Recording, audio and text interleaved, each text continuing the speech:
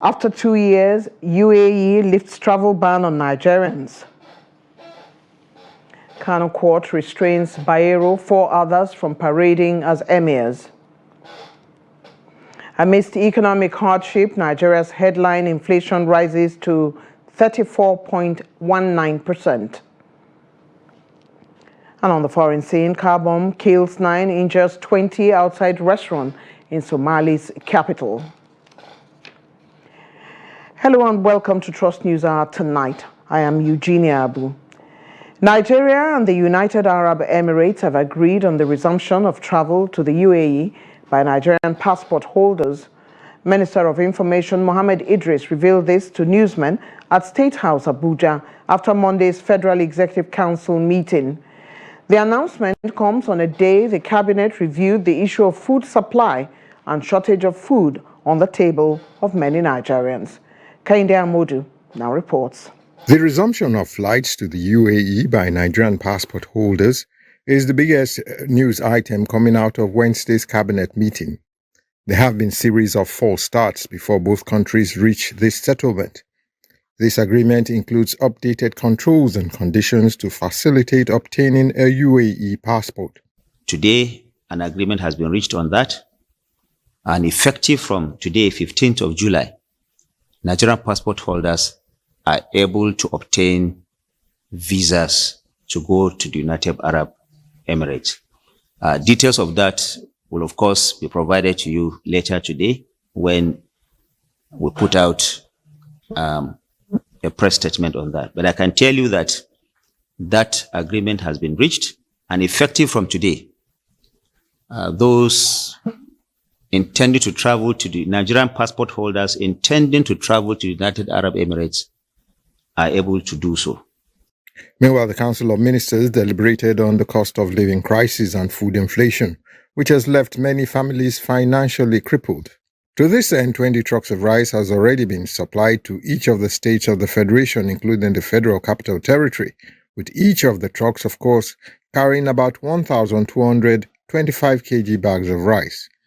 The minister explained that these interventions by the federal government will continue until the situation is ameliorated. The cabinet keeps pushing its CNG program with a focus on setting up more conversion centers. So for recap, each of the state governors has received 20 trucks of rice for onward distribution to the most vulnerable. This is a first step, and the federal government will continue to support all the state governors, the local government, all the subnationals, so that the hardship being experienced by most Nigerians in terms of shortage of food supply is bridged. It is expected that the state governors will go ahead to distribute these food items to the most vulnerable, so that the hardship, like I said, being experienced will be brought down significantly. Conversion centers that had earlier been approved will also be significantly be upgraded, so that Nigerians will have more conversion centers, more conversion kits. The compliance level of CNG the federal government has directed need to go up, so as to reduce our over-reliance on PMS, and this will in turn also aid our energy transition from fossil fuel to renewable energy.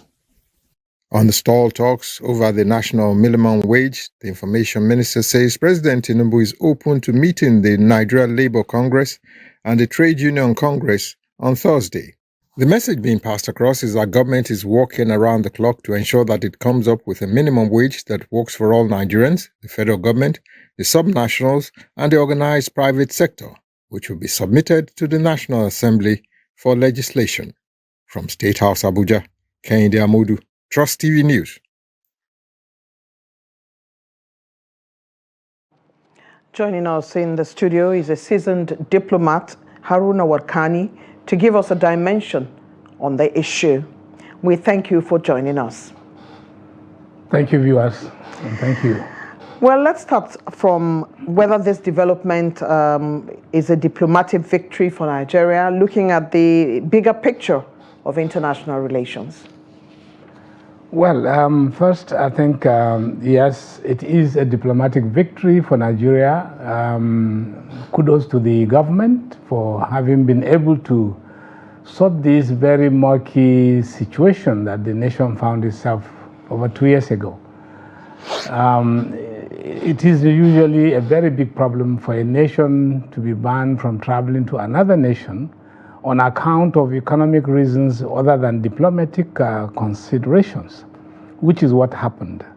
Primarily, it was Nigeria's failure to repay back or allow the operating airlines in Nigeria to repatriate their profits because of exchange restrictions, foreign exchange restrictions.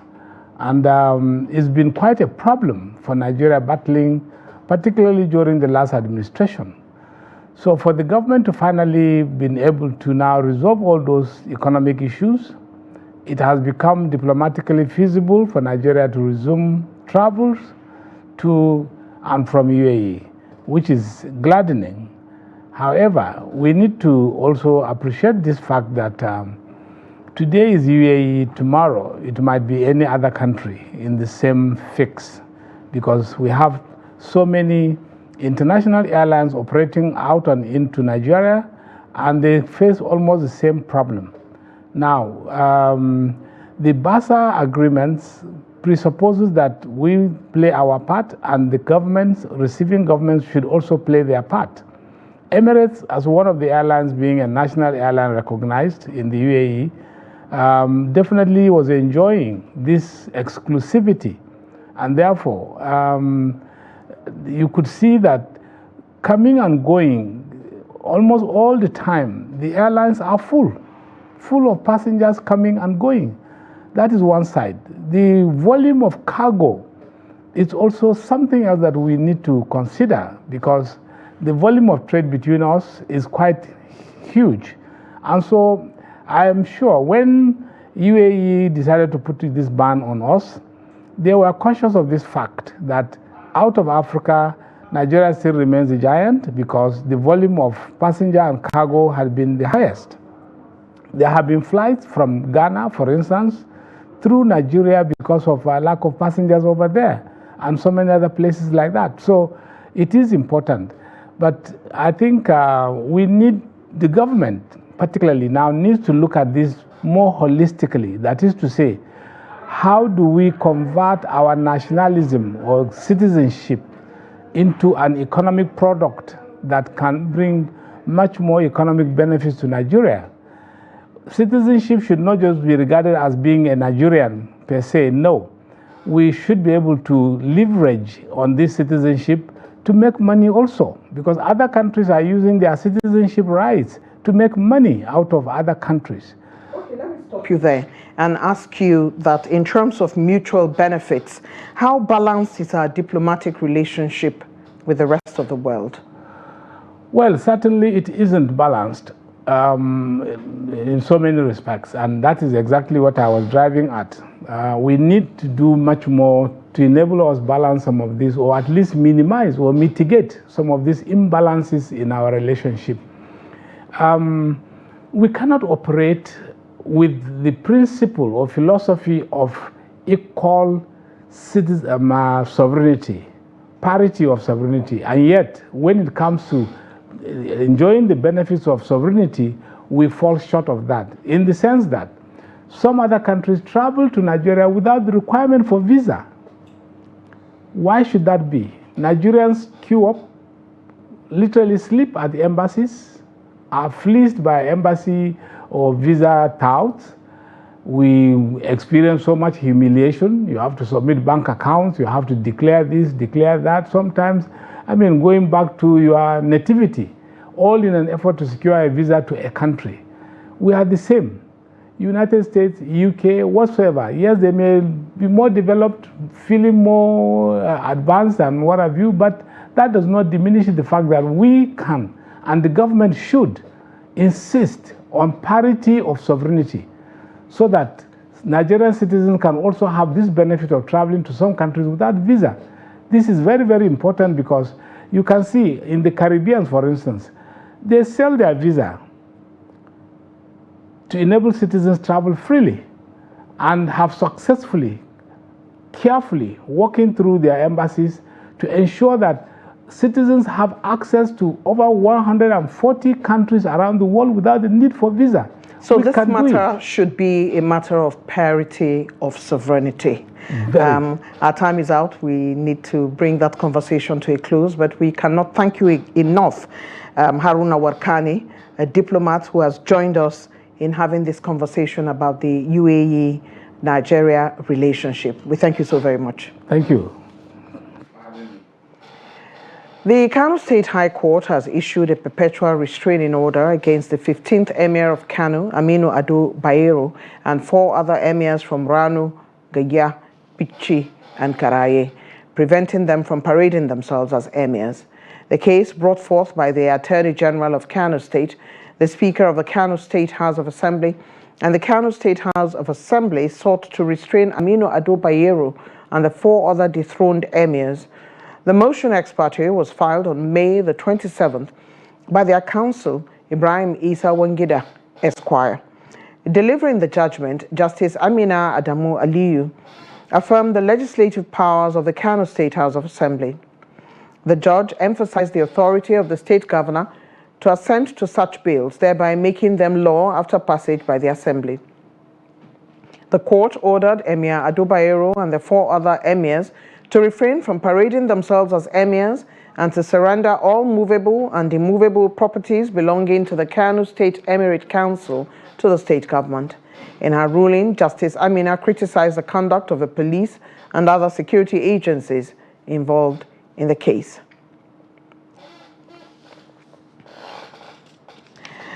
Joining us via Zoom to give us insights on the ongoing legal battle in Kano is Barrister Abba Hikima. Barrister Hikima, hello. It's good to have you join us today.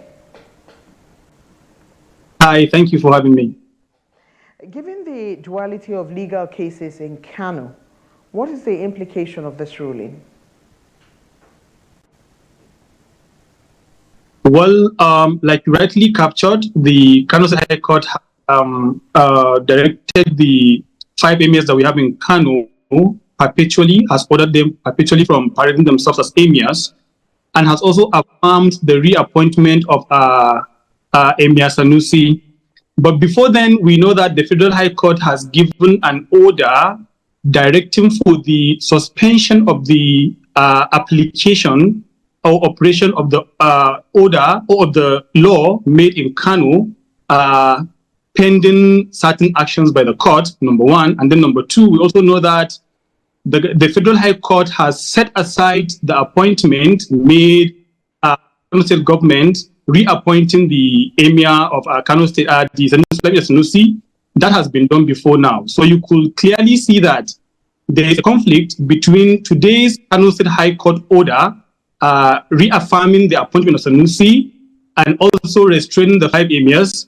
There is a conflict with the order of the Federal High Court given before now, which actually suspended the application of the law and also ordered all parties, including the Attorney General of Kano State and the Speaker and the Kano State government, which were all parties in the Federal High Court case, and before now they have been restrained from giving effect to the law, and they have been directed to go back to the state of affairs as they existed before the passage and assent of the law.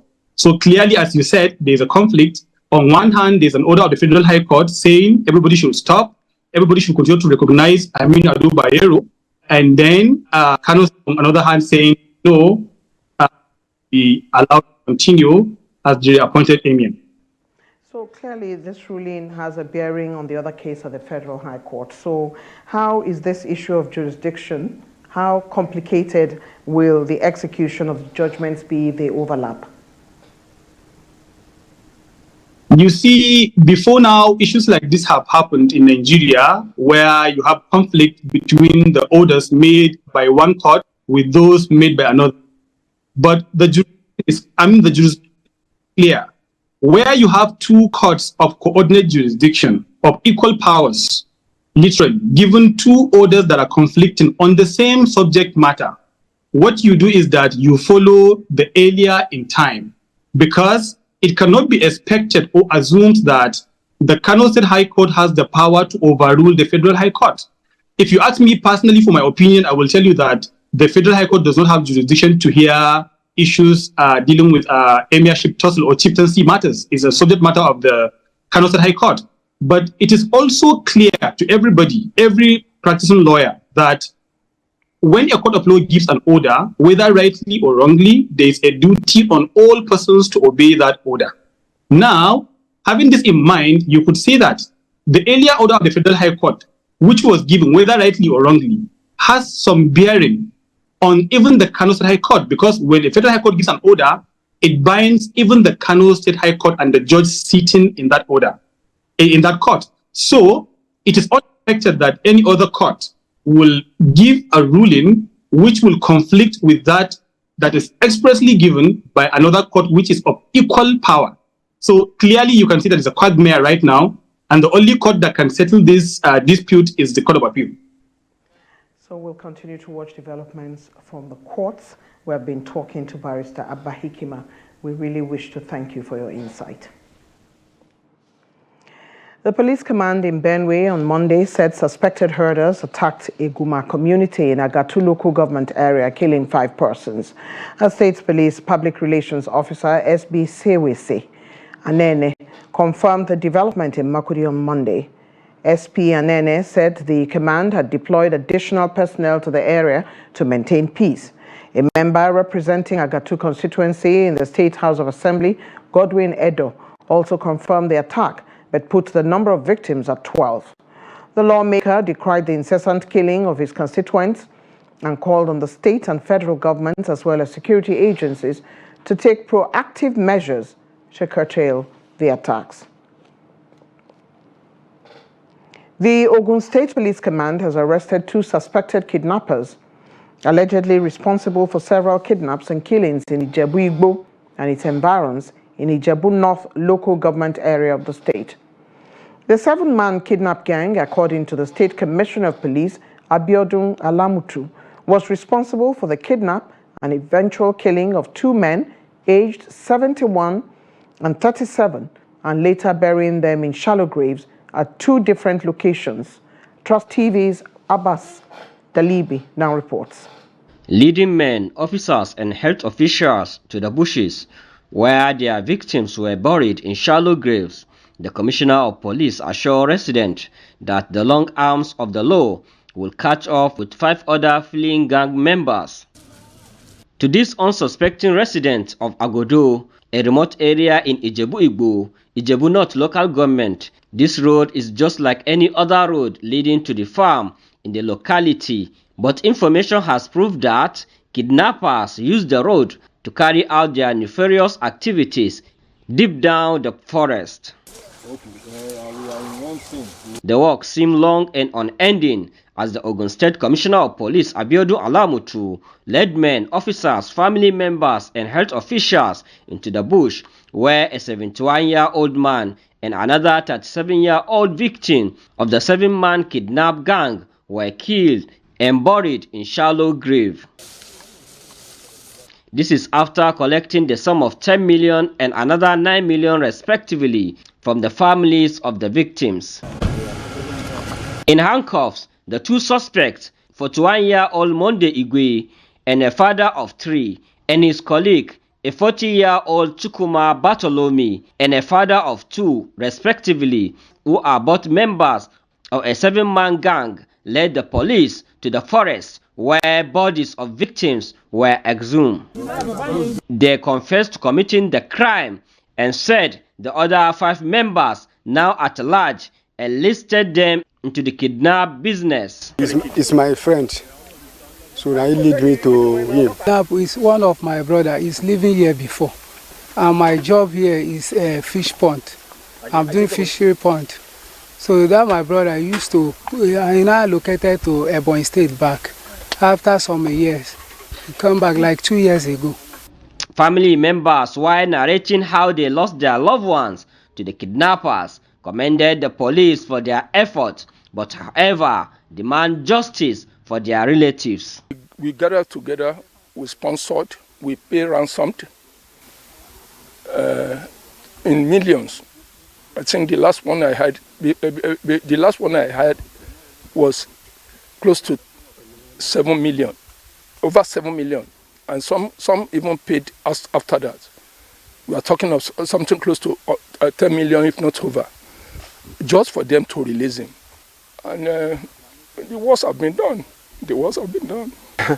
We don't even know that the parasite is just by our side.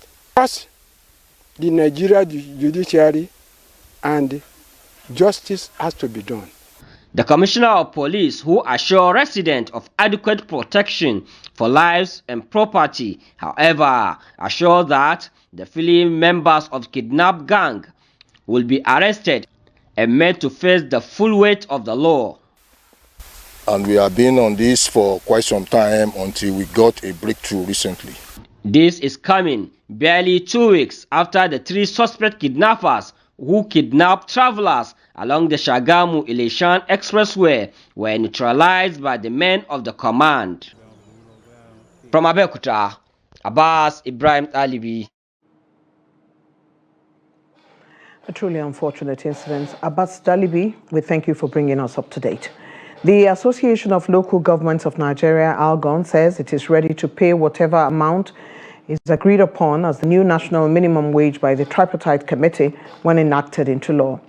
The national president of the association, Aminu Meifata, stated this in Lafia, the Nasarawa state capital, at a press conference on the Supreme Court judgment on local government autonomy. Trust TV's Abubakar Abdullahi sent in this report as presented from our studio. Describing the recent judgment of the Supreme Court as a welcome development for people at the grassroots and a good omen for local government administration, the ALGON national president explained that the 774 local government areas would strictly adhere to and respect the decision of the Supreme Court. The position of the 774 local government councils in the country is complete adherence and respect for the decisions of the Supreme Court. While appreciating President Bola Tinubu for his prompt intervention on local government administration, Meifata pointed out that massive developmental projects will be carried out by the local government chairmen across the country with the local government autonomy. The ALGON national president explained that the association will continue to accord respect to the state governors as their heads in their various states and will always look forward to a robust working relationship with them. Meifata, who doubled as ALGON chairman of Nasarawa State and chairman of Lafia local government area, further lauded governors of the 36 states for accepting the decision of the highest court in the country, promising that the third tier of government is ready to pay any amount accepted as minimum wage to its workers. And once it becomes law, each and every council chairman must obey. That is the law of the country. But how to obey? How to obey such law by sourcing funds to pay the salaries. This is what we are looking at. This is what we are going to find ways on how to harmonize resources, on how to attract resources so that we don't default in salaries payment at the end of the month. The ALGON leader also said that they would prioritize the welfare of workers, infrastructural development, and security issues, amongst other things, to restore happiness and prosperity in the country. He also appealed to the federal government to review the current revenue sharing formula in favor of the 774 area councils to enable them to pay the new minimum wage if eventually agreed and made a law. For the first time in its history, women across the 20 local governments of Adamawa State will serve as deputies to the newly elected council chairman. During the inauguration ceremony, Governor Amadu Finitri cautioned the chairman not to misuse the financial autonomy recently granted by the Supreme Court. Gibson Sodaigo reports. Families, friends, and associates of the newly elected chairman from the People's Democratic Party gathered at Mahmoud Rubado Square for the official inauguration and swearing-in ceremony. For the third time under Governor Munbar Fintri of Adamawa State, Council Chairman took the oath of office and allegiance. I do solemnly swear. This marks the first occasion where women will serve as deputies across all 21 local governments of Adamawa and the Northeast region respectively. The women expressed satisfaction with this development, emphasizing their commitment to effective management and fostering development within the council areas. This is an opportunity that the door is now open for women to start developing themselves, to start moving forward, to aspire for more and better positions. So I pray and I hope that women should ginger up and do more than expected, so that we all rally around His Excellency and even aspire more and even do more. We are good managers. We cannot take this opportunity or take this for granted. Having the autonomy does not mean that we should just lavish it. That does not mean that we are just going to scatter the money anyhow, but rather to do that which is expected of us in the local government. And we promise His Excellency that we are going to do the right thing in the local government, whereby it will now affect each and every person in the community. Governor Munbar Fintri congratulated the newly sworn-in chairman, highlighting that the election results have prompted self-evaluation and strengthened their belief in democracy. He emphasized that they assume office at a crucial time when the debate over financial autonomy for local government councils has been conclusively settled by the Supreme Court's judgment. You are coming at the most heated time in the polity. With the Supreme Court judgment, the debate over financial autonomy for the local government council is officially over. Even though, as a government in Adamawa State, we are 5 years old ahead of the judgment. We have conferred financial autonomy to local government councils long before the Supreme Court made its recent pronouncement. But one cannot deny the fact that the recent judgment has come with its own excitement. With in this excitement is my profound, often call for transparency and accountability. You must continue to win by discharging your duties responsibly. You must be at your duty post whenever your people desire to see you. This isn't a part-time job. As a leader of the closest tier of government to the people, your doors must be wide open and your people must have access to you as much as possible at all times. The new council chairman, all candidates of the PDP were elected on July 13, 2024. Gibson Suadugo, Trust TV News, Yola. There are 21 local governments in Adamawa State and not 20, as earlier announced. This is News Hour on Trust TV. Coming up after the break, Lagos State government doubles down on sanitation standards, shuts down popular market over non-compliance. More news when we return. Stay. This is News Hour on Trust TV. Thank you for rejoining us. Another look at our top stories. After 2 years, UAE has lifted travel ban on Nigerians and Kano Court restrains Bayero 4 others from parading as emirs. Moving on now, lingering insecurity has been described as one of the worst afflictions to the northwestern region of Nigeria, impacting all strata of human endeavors. Revenue generation from the informal sector, a major economic base of the region, has been severely hit, and severely so, by banditry. This sector is crucial for socio-economic development. The executive chairman of Katsina State Revenue Service stated this in an exclusive interview with Trust TV News in Katsina. Abdullahi Yamadi completes that report.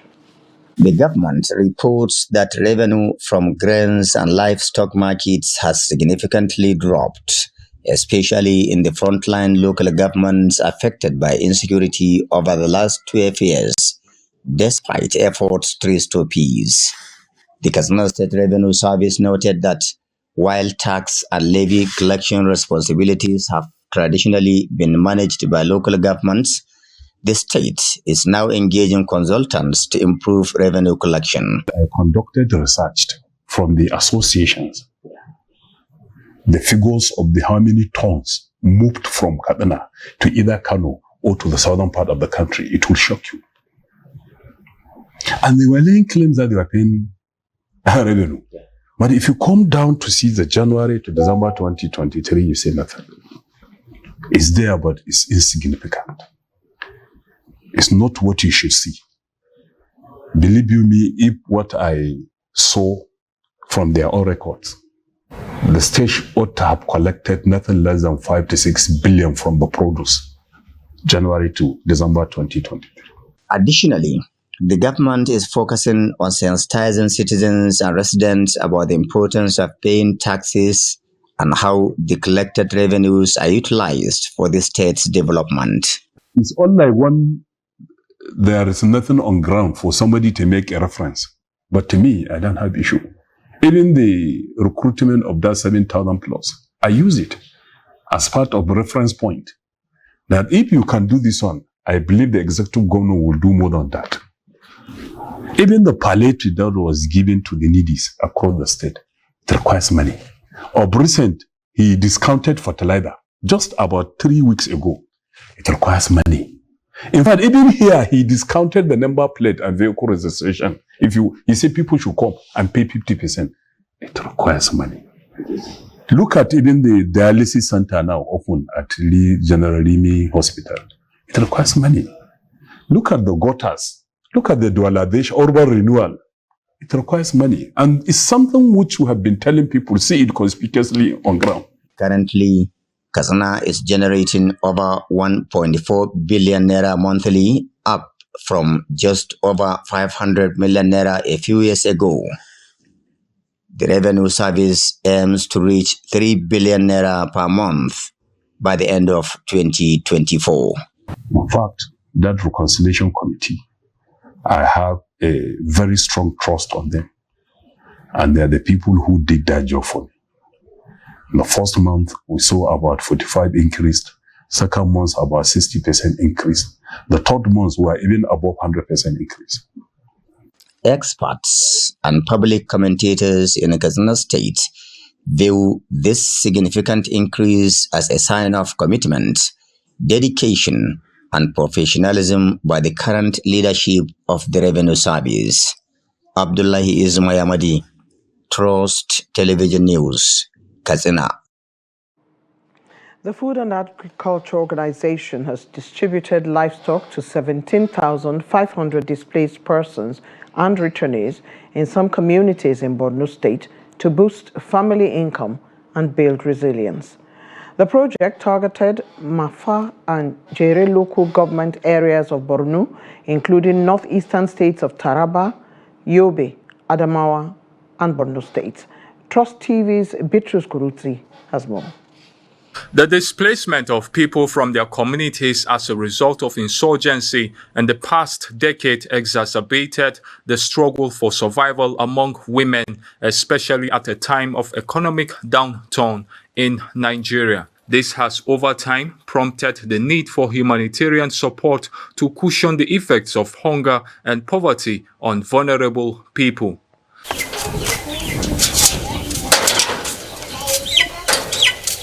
Fatima Umar, an IDP in Alakaramti community, just got 20 live chicks from the Food and Agriculture Organization to start a poultry business that will increase her income and help sustain her family of 5.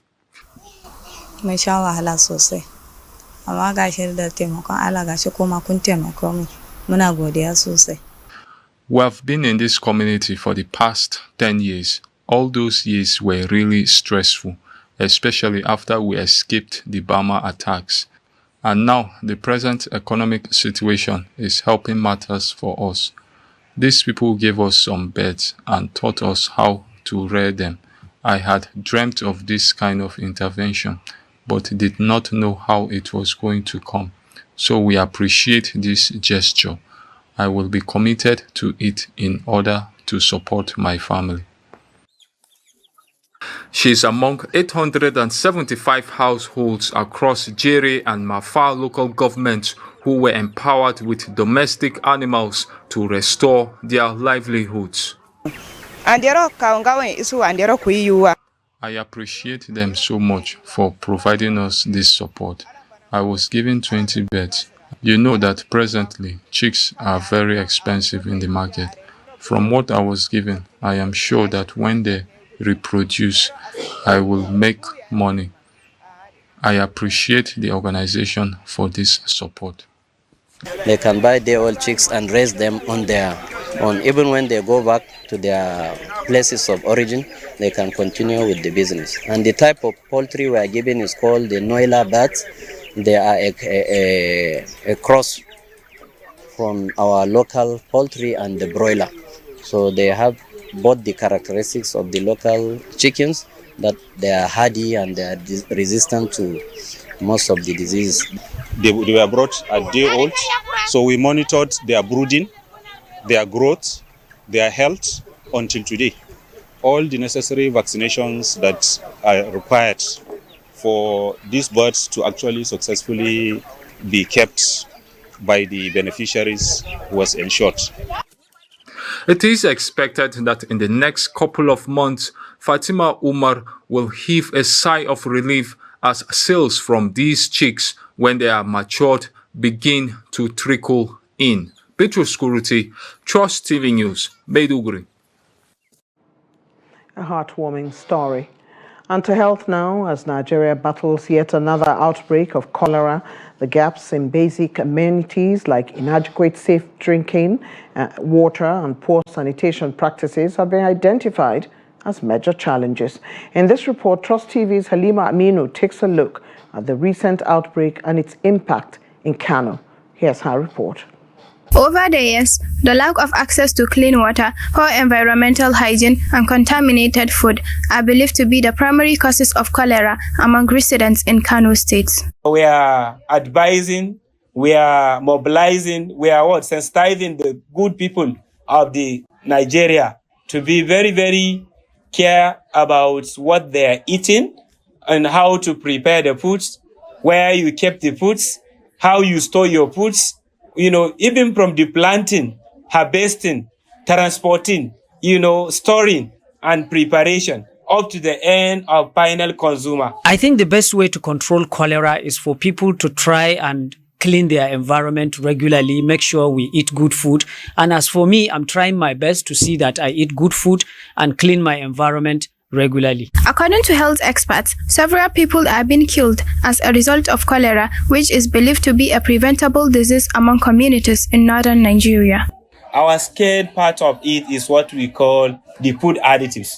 Food additives is a substance that you used to add to enhance flavor, to enhance, to enhance flavor, to enhance color, to enhance texture, and others. So all these substances, when you consume it in a large amount, it can even lead or induce diarrhea. And diarrhea is part of sign of cholera, is part of outbreak of the cholera. Dust and flies common in roadside environments can carry cholera bacteria and contaminated food. The open nature of many roadside food stalls makes it easy for such contaminants to come into contact with food.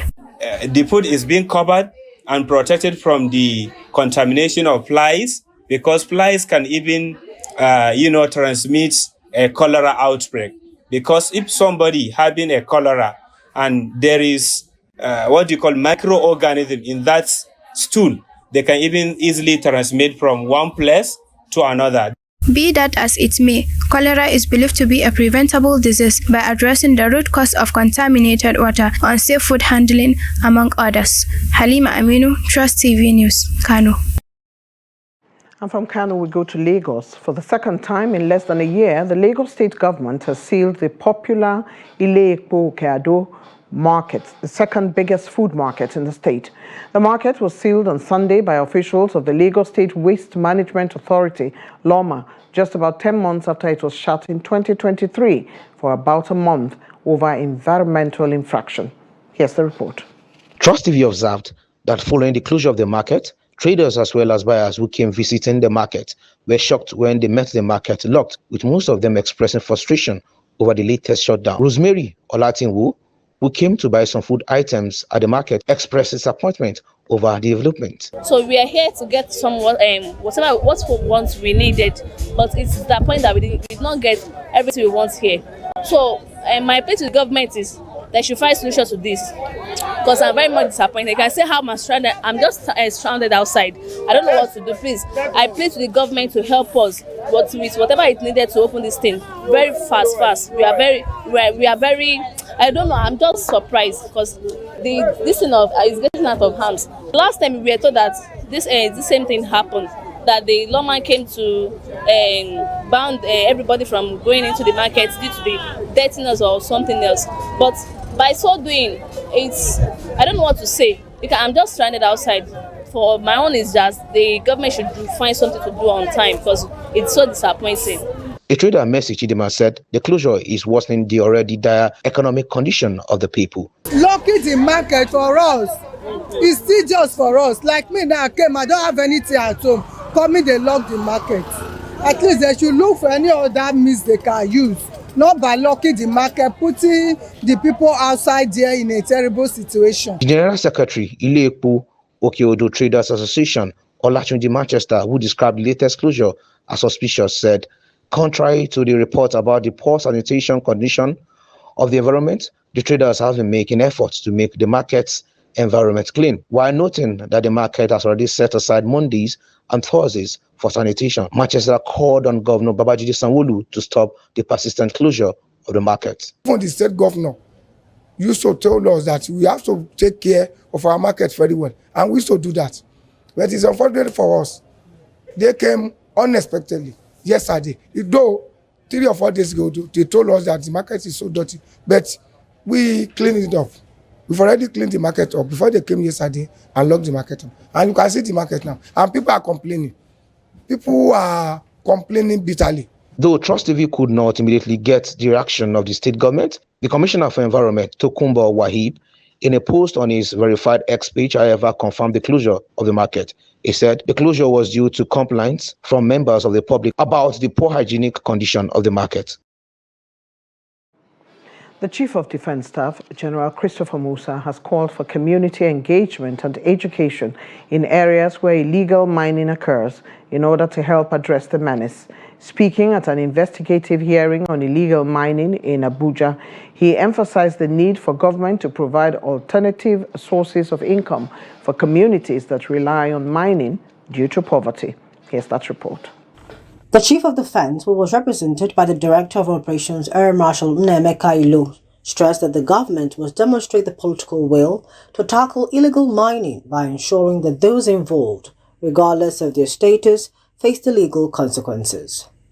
Additionally, he advocated for strengthening of border security and equipping relevant agencies to combat illegal mining, noting that foreigners who are often involved later get released after their arrest due to their connections with those in authority. The government needs to, like I said, show that willpower that they actually want to tackle this thing by ensuring that anybody, no matter how highly placed, that is involved in illegal mining faces the books accordingly. The Chief of Army Staff, Taurid Lagbajawa, was represented by Colonel Tajuddin Lamidi, reported that from December 2023 to date, they have apprehended 412 individuals involved in illegal mining. He assured that the Army will continue to collaborate with relevant agencies as mandated by the Constitution to combat illegal activities and bring those responsible to justice. From December to date, we've arrested 387 individuals in connection with illegal mining. We also have vehicles and also some of these these minerals that were arrested, which were handed over as exhibits to those agencies for them to be prosecuted. Earlier, the Speaker of the House of Representatives, Tajuddin Abbas, who was represented by the House Leader, Julius Ihovere, and the Chairman of the House Committee on Solid Minerals, Gaza Jonathan, emphasized that illegal mining poses significant threats to Nigeria's economy, environment, and security. They stressed that the unregulated exploitation of natural resources undermines the sustainability of the minerals sector, resulting in environmental degradation and revenue loss that could otherwise benefit local communities and the nation as a whole. If we cannot take decisive steps, in spite of all that we are doing now, even if we have to shut down any form of mining in these areas for a year, in the interest of Nigeria and Nigerians, there will be nothing wrong with that.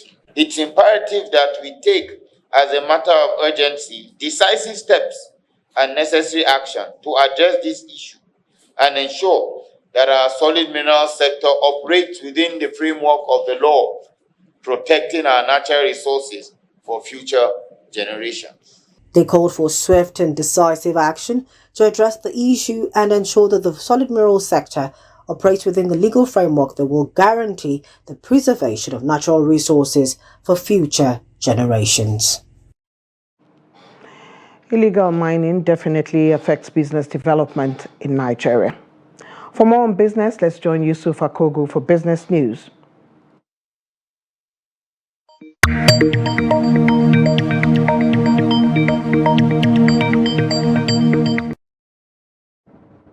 Welcome to Business News. I am Yusuf Akogu. Nigeria's annual inflation rate ticked up to 34.19% in June.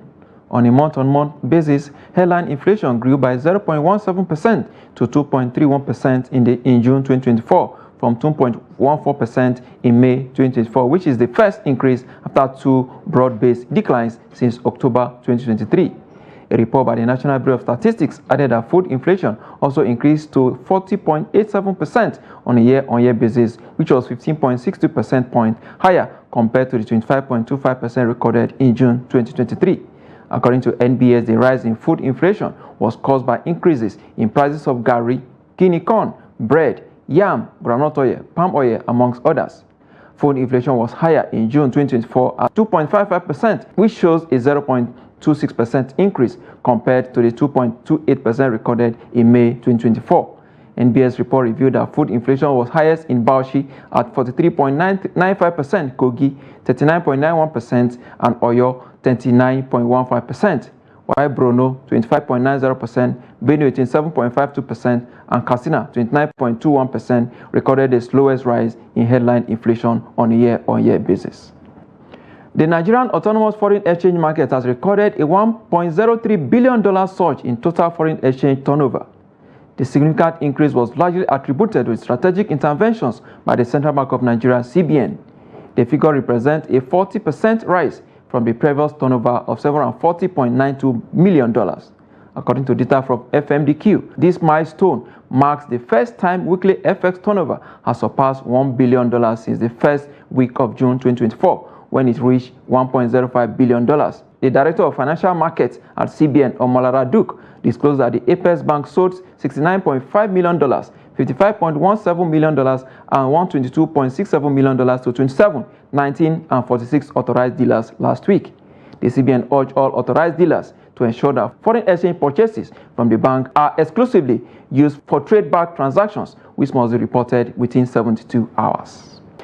NGS opened the week in green as investors are taking advantage of the ongoing IPOs by banks to boost their portfolios. Let's see how it went down today. Top gaining equities there. Curtis Nigerian PLC up there 9.96% to close at 5 naira and 8 kobo per share. Ikeja Hotels also up there 9.45% to close at 6 naira and 95 kobo per share. Of course, Royal X also up as well 8.96% to close at 73 kobo per share. Of course, this has pushed up the market up marginally though 0.24% there. If you look at the volume of trade there, 355 0.627 million shares were traded today. In terms of value, 7.26 billion naira in a days of 8,223 did exchanges among investors this morning, the first trading day of the week. The top trading equities in terms of volume, Jitco Nigeria PLC leading that table there, 66.736 million shares traded. Access Corporation 44.285 million shares. Of course, FCMB 25.785 million shares. It also traded. All banking sectors are fair. You will see, of course, some equities ended on the losing side of the market. Shelaram Nigeria PLC lead that table with 9.76% downward there to close at 3 naira and 70 kobo per share. Wapik, an insurance company, down 7.5% as well to close at 74 kobo per share. Of course, Abe, a microfinance bank, down as well 7.04% to close at 2 naira and 51 kobo per share there. That's the highlight of stock trading as it went down this Monday on the floor of NGS. Let's see the global stock market and exchange rate data for today.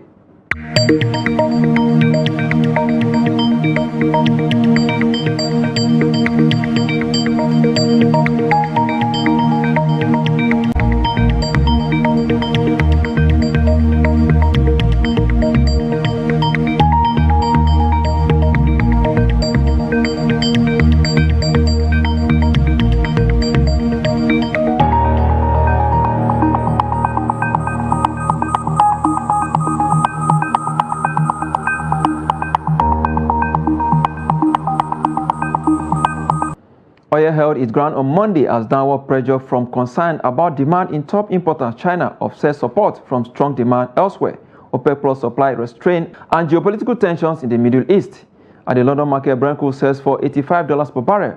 For the OPEC basket, merchants offer $85 per barrel. And that's business. I am Yusuf Akogu.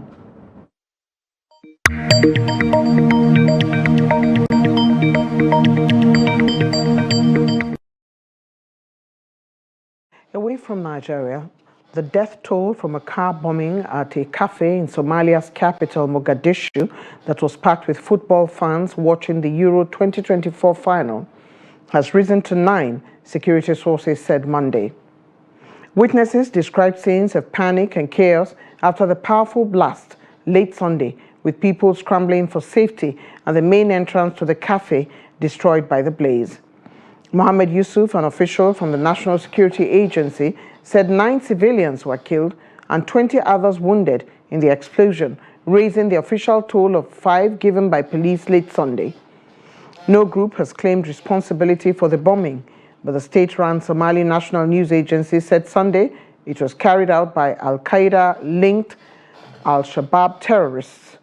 Images posted online showed a huge fireball and plumes of smoke billowing into the sky as the explosion ripped through the cafe.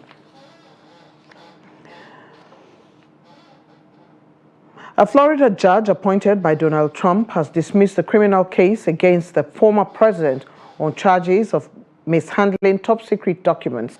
The judge also said that special counsel Jack Smith was improperly appointed. The decision is a huge victory for Trump, who had been accused of endangering national security by holding on to top-secret documents after leaving the White House. Judge Eileen Cannon made her ruling after lawyers for the 78-year-old argued for a partial stay of proceedings to allow for an assessment of a Supreme Court ruling that a former president has broad immunity from prosecution. In the meantime, Donald Trump has named Ohio Senator J.D. Vance as his running mate for the presidential election. The U.S. Marines veteran once described himself as a never-Trumper, but has since become a reliable supporter, even attending court in New York to support Trump at his hush money trial. Vance is aligned with Trump's populist mindset and would likely be palatable to the MAGA base, perhaps even as a potential successor one day. And on to sports now. Time to join Adeni Ajishafe for Sports News Update. Activities continue at the Bauchi State Sports Festival in football, basketball, handball, langa, tureshi, athletics, and dambe. Some of the early results on day 1 and 2 in football event at Tafawa Balewa local government beat Toro local government 2-1, Alkaleri local government 3, Katagum local government 0. In handball, Bauchi local government scored 16 to oust Das local government, who scored 11, as Shira local government scored 17 to defeat Misao local government with 4. In traditional sports of langa, Bauchi local government area scored seeks to beat Jamare local government with no point. Former board member of Nigerian Traditional Sports Federation, Inua Isa, said Bauchi State have started the revival of Langa sport. Isa said the introduction of Langa in Bauchi State Sports Festival will help discover more players ahead of upcoming national championships and reshape the mentality of younger athletes. As stakeholders are in touch in making sure Langa sports is reintroduced to National Sports Festival. Meanwhile, former Secretary General of the Nigerian Football Association, Sani Toro, has urged state governors, corporate bodies, sport administrators and stakeholders across Nigeria to focus on investing hugely in sports as part of efforts for sustainable development goals. Toro said this on day 2 at the ongoing 2024 Bauchi State Sports Festival holding at Tafawa Balewa Stadium as part of initiative by Bauchi State government in search of talent in sport. Go through the entire state, you see we have only sports officers by name. They don't organize competitions. So apart from football as individual sponsors, that they organize football all over. So I believe with this sports festival, local government will sit up to make sure that the sports department in the local governments is well equipped with qualified personnel that will man the departments.